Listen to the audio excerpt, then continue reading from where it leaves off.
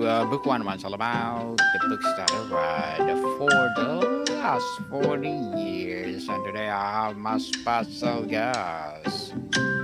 One of his advocacy to buy back time strategies for 7, 8, 9 figure founders, and the author of the debut book Buyback Time Formula, none other than Mr. George Rivera. Hey, nice to see you. Nice to be here with you. Welcome, Mr. George. And can you please introduce more about yourself that I miss?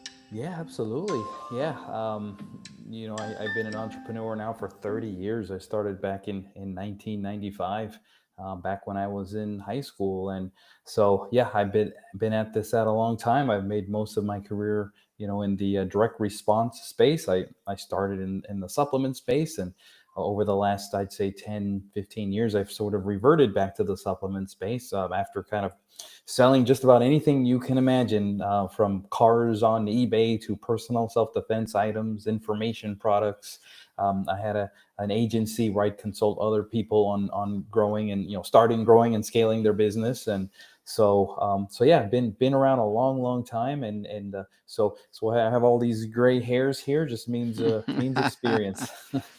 Gray hair means something you're knowledgeable enough. So thank you so much for sharing your knowledge and wisdom to the world, Mr. George. Sure.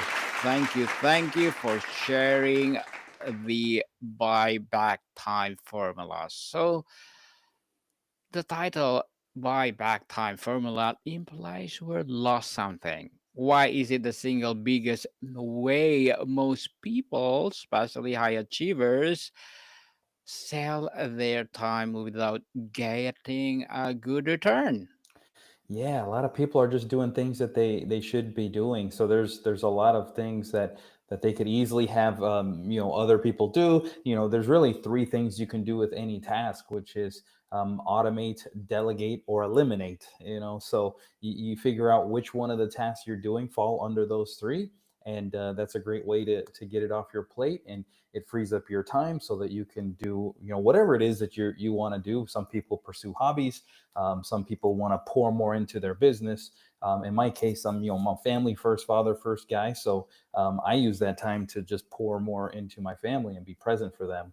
And so yeah, that's where my heart is to connect with other, founders, business owners, executives, high achievers, to let them know that they don't have to sacrifice their family in pursuit of success. They can have both, but they need to implement frameworks to unlock them from the things that they shouldn't be doing. And like I said, delegate, eliminate, automate, whichever order you want. But as long as you apply those principles and the proven frameworks, it's a great way to start buying back your time and doing the things you love with the people you love. How is your buyback time philosophy fundamentally different from traditional productivity or time management advice? Yeah, because yeah, I understand it could kind of seem like time management, but it's more about engaging back into life, because business has a way of sort of crushing the soul.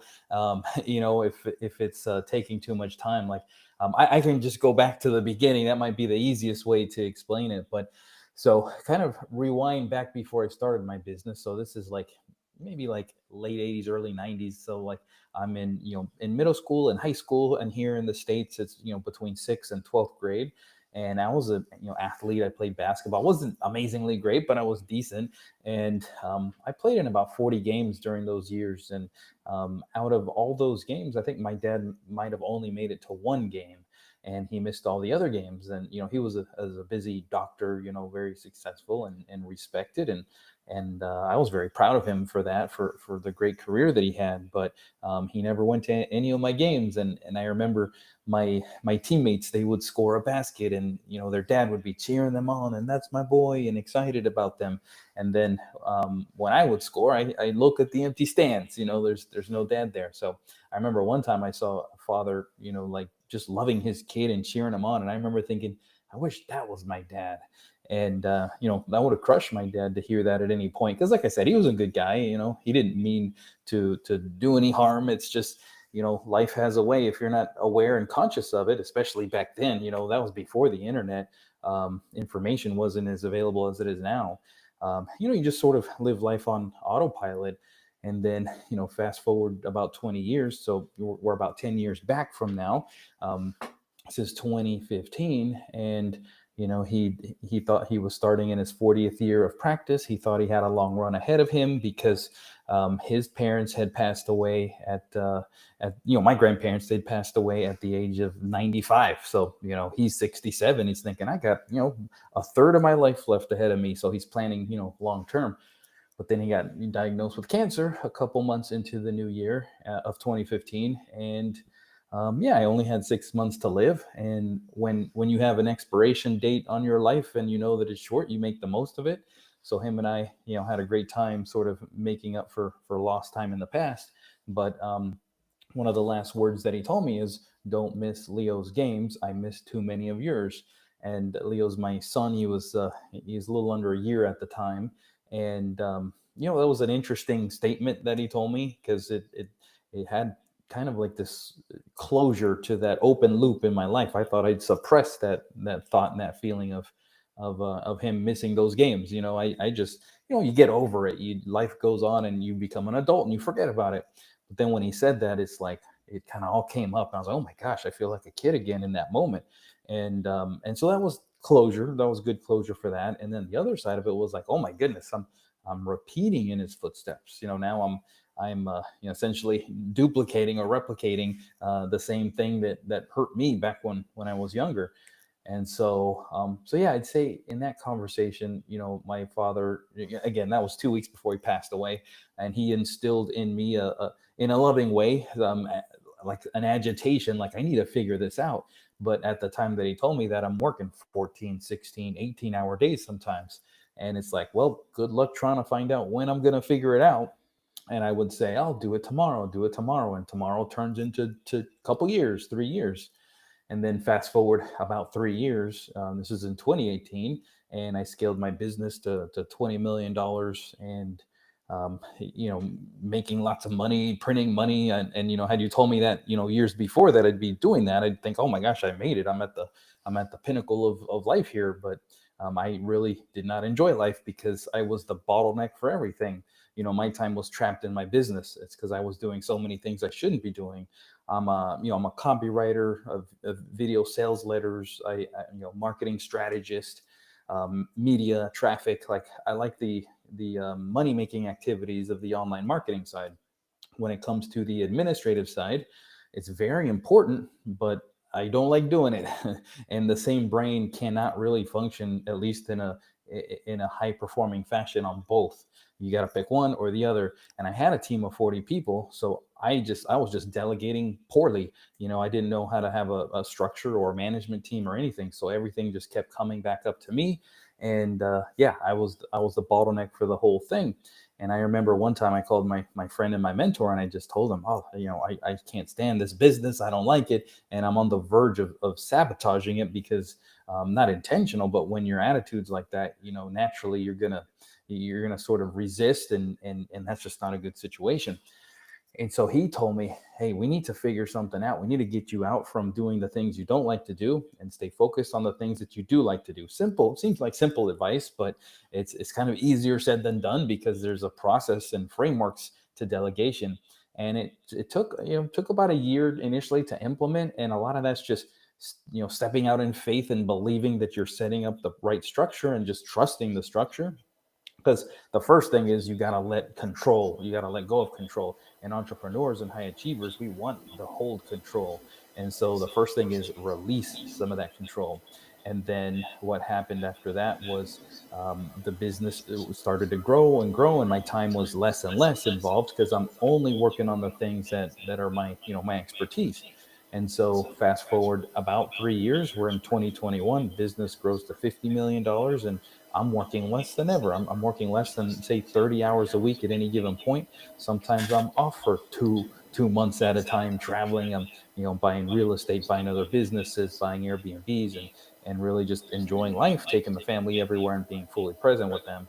And so, yeah, that's kind of the pinnacle of it. And then over the last 3 or 4 years, I've had different friends and peers and different network groups tell me, you got to teach this stuff. You got to show other people how you're doing it, because there's a lot of people who are stuck where you used to be. And I'm like, okay, well, what do I do? How do I do that? Do I teach them how to travel, teach them how to spend time with their family? Like, I had no idea, because I'm just a doer. There's coaches out there that all they do is coach, and they might not have ever done it before, but they're good coaches. And no judgment, some that's a it's a business model, but I'm more of a doer and an action taker. And this whole idea of buying back time, the frameworks, sort of came to play over the last 4 6 months. And yeah, then it came together in this book. And it's like, okay, I can teach this because I just teach the business side of it, the business frameworks of how to untrap yourself from your business so you can be present with your family. And now I help and coach people on how to do just that, but also how to prioritize your family so that you're not missing the moments that matter. And so I know I just threw a lot of stuff out there. Let me know what you'd like to dig more into there. Mr. George, what is the crucial mental shift someone must make to stop seeing time as something to be managed and start seeing it as something to be invested and reclaimed? Yeah, that's a good question. The mental shift that needs to happen is, prioritizing what's important in your life. Because, in my case, and I know in my father's case, having been through like the kind of the deathbed confession, I guess is the best way to put it, is, he regretted that he wasn't available for my games and special moments in my life. And so I know if he had a chance to do it over again, he would have been, a lot more present. And so the mental shift, I would say, is just be aware of the moments that you'll never get back, and that you're sacrificing, family or whatever it is you find important in pursuit of business success. And the other mental shift is, like I said earlier, we all entrepreneurs and high achievers have this control issue, I guess you could say. Like, it's tough to give up control. And for me, I found it like I was kind of arrogant, thinking that I'm the best one in the world, that I can only do this. And so my attitude shifted to, if somebody can just get to 80% of my 100%, that's good enough. But you give them enough time, and I'm telling you, they're going to get to 120%, and you're still at 100. They're doing it even better than you. And that's how your business grows, because the time you spend on your business, it's all about, the things that will grow and bring revenue into the business. When you have somebody else doing what they love to do, that's very important for the business, but it's not your zone of genius. And so yeah, that's the big mental shift, is realizing, stop missing the moments that matter. And you have to be willing to give up a little bit of control. Doesn't mean everything, but you have to be willing to give up control, and not realize that you're the only person in the world who can do that. That was my big shift that changed everything for me. You talk about buying back time. What is the actual currency you use to make this purchase? Is it money, systems, delegation, or change in perspective? Yeah, good question. I'd say the first thing that I tell people to do is to audit your calendar. And sometimes I say that to people and they have a blank look, like, what does that mean? And if you're like how I used to be, I didn't have a great calendar.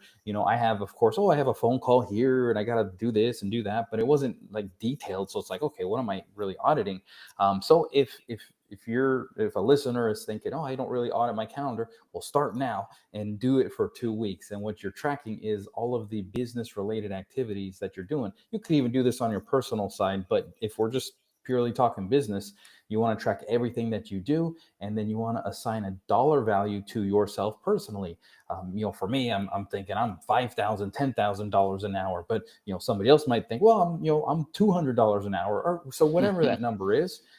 Have a figure for your time, what it's worth, and then look at what you're doing. And if you're doing something that you could pay somebody else, 10, 15, $20 an hour, then you need to delegate that. You need to get that off your plate. And of course, there's other ways to do it. It's automation or elimination. So we got to run it through the process. But the first step is to audit your calendar, because if we don't know where your time is going, then we don't know how to optimize for the future.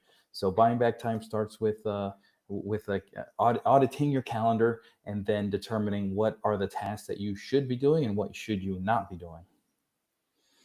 Interesting, Mr. George. And can you walk us through the simplified version of the initial audit process? How do you identify the time leaks that costing us the most? Yeah, absolutely. So, just first, you need to know yourself. So in my case, I'm good at marketing. I'm good at sales copy and marketing designing campaigns. And so anything that didn't involve that was essentially taking me away from my zone of genius. So then, okay, there's a handful of tasks that are not in my zone of genius. So I'm looking at them and saying, okay, what are the dollar amounts of these worth? And they're usually a lot lower than what I would value my own time at. And so that's how I identify those tasks from an audit to essentially delegate, eliminate, or automate. But let's just say we're going to delegate it. So the best way to delegate it is something simple. It's just I would say a Google Doc, Loom, the Loom screen recorder, and then Mhm. Chat GPT. So the first step is to record the task. Essentially, how do you want it? What do you want the outcome to be?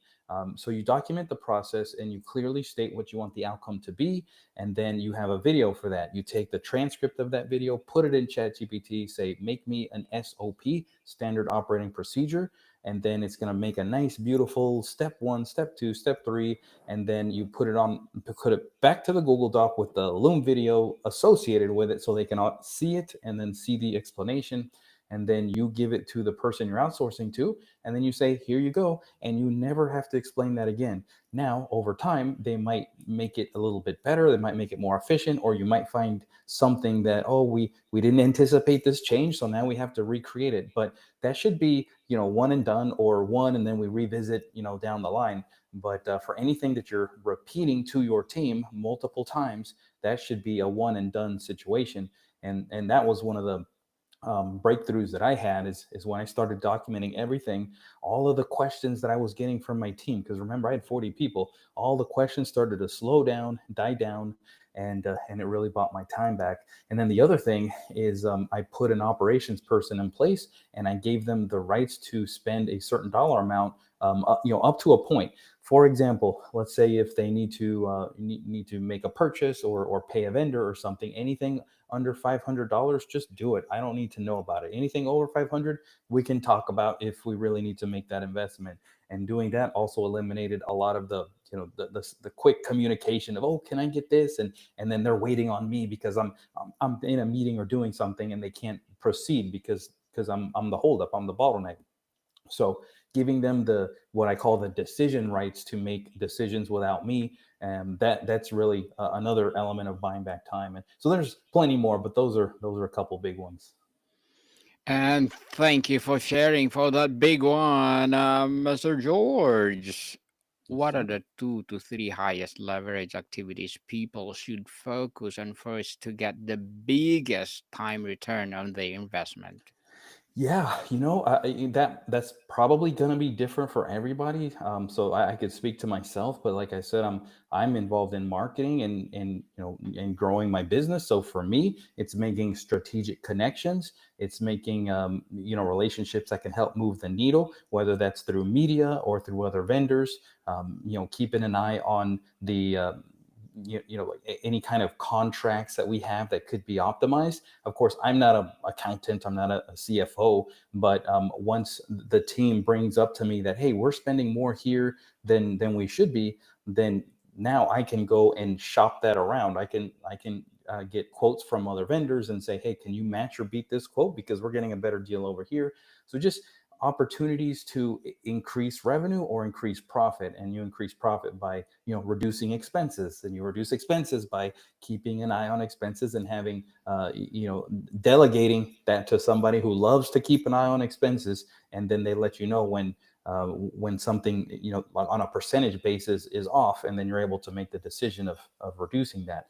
And so and some people might not be at all great at that part, and again, I'm just talking for me, but what I would say is, you as the business owner who's buying back your time in your work should be in whatever moves the needle for revenue perspective. So that again, strategic relationships, vendors, other opportunities for media, whatever that might be. But bottom line is your zone of genius should be where your focus is. And there's a way to discover your zone of genius. But yeah, I hope that answers that. A key part of buying back time is delegation. What is the first most painful task a leader or entrepreneur should delegate, and how do they overcome the it's easier to do myself barrier? Yeah, that's a good one because that's the temptation that keeps you stuck. It's like the handcuffs of, well, I could just do it this time, and you keep saying that every single time. But it's like ripping a band-aid. You have to make the decision that we're going to dedicate some time to create the documentation. And I touched upon it earlier, but the best way to delegate is to take a process that you're constantly repeating or constantly doing yourself. So it could go either way. I'm constantly telling my team how to do it, or I'm constantly doing it myself. That is something that could easily be taken off your plate. As far as some of the most painful things to get off your plate, I know the term painful could mean multiple things. Painful in terms of it's a time consuming process to do, or it could be like a trust situation. Like for me, for giving up my bank account control, that was a big one. I used to think, I'm the only one that can do this because I only trust myself. And of course I trust people, but giving access to the business bank account is kind of a big it's a big thing that you have to trust somebody with. And so I wanted to maintain control of that, because if there's a mistake in making a vendor payment, it could be a six-figure mistake. You put a zero in the wrong place, or you don't validate an invoice properly, because we're doing so much volume that a mistake could be 50,000, $100,000 mistake. So I would that was the last thing that I gave up. And honestly, we've had mistakes that have costed money, and we identify what the issue is, and then that doesn't happen again. But even with the occasional mistake, it's still worth it because you're getting your time back. Otherwise, if I said I don't ever want to have any mistakes, I'm just going to keep doing it myself, I'd still be stuck in the same prison. So sometimes you have to trust the system, trust the frameworks, and then anytime anything comes up, then you just refine it and you make it better.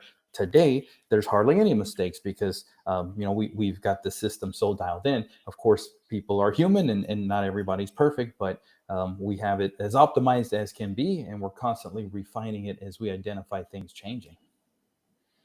Definitely, everybody's changing, even our business. So, what is the most common psychological block that stops people from implementing this formula, and how can they overcome it? Yeah, that's a good question. So I think one of the biggest blocks, I'd say the self-control part, but even more deeper than that, it could be the identity that we have as entrepreneurs, like as a grinder, as a worker, and as if we're not working, we're not producing, or we're not being efficient or effective. Because I've gone through periods in my life when I'm not working hard, it's like I feel like I'm being lazy or something, because it's a self identity thing that we put on ourselves and the expectation. And so over time, I've come to realize that as long as I have everything, delegated properly, my team is working, then I should be okay working the minimal hours that I do. And so one of the things that I've seen other people who, when they buy back their time, that life is good, but then they start bringing on new commitments, and then they get sucked back into it. So it is something that you have to consciously decide that I'm going to do this, and you have to have your why. Like, why do you want to do it? If you don't have a why, then maybe the motivation isn't there. For me, it was to be with my family. And so being able to do that and connect with my family has made me thankful for the process. But over the years, there's times when it kind of creeps back in, and I'm like, oh my gosh, I'm slipping back into it.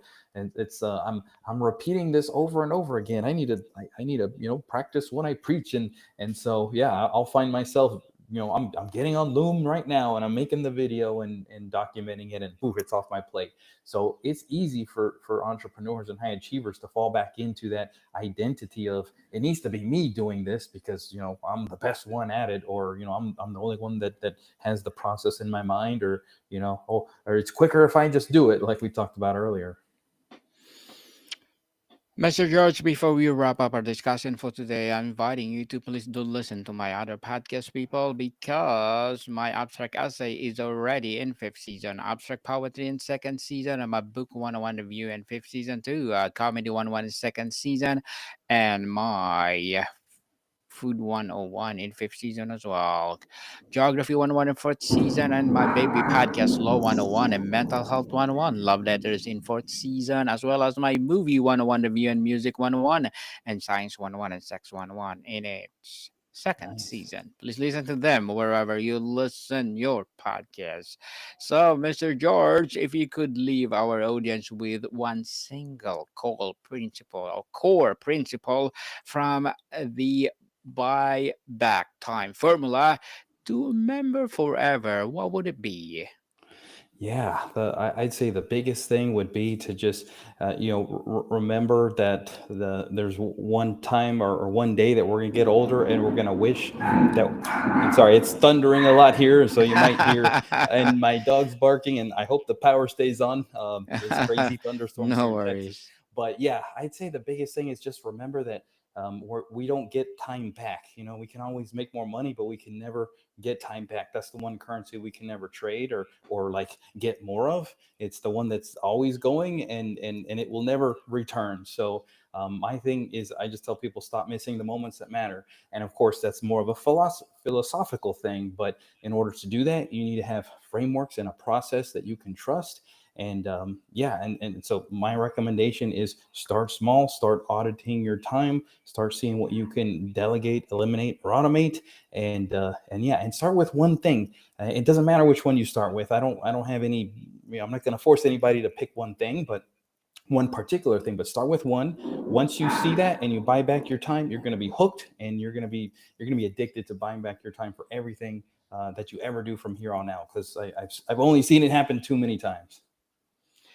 And thank you so much for sharing your knowledge and wisdom to the world, Mr. George. Hoping for more and more empowering books like this to come. So, can you please invite our listeners to support your debut book, Buy Yes, Back sir. Time Formula? Yes, sir. Thank you. Yeah. Right now I have it at buybacktimeformula.com forward slash Yes. book.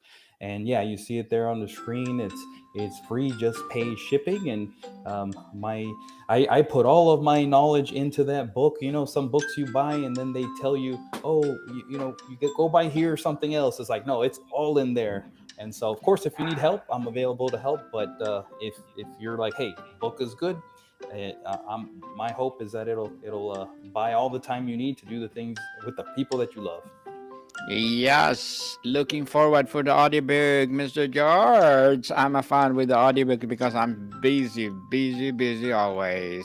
Yes, sir. So, people, let's support Mr. George Rivera for his debut book. Make him a best-selling author. Buy back time formula.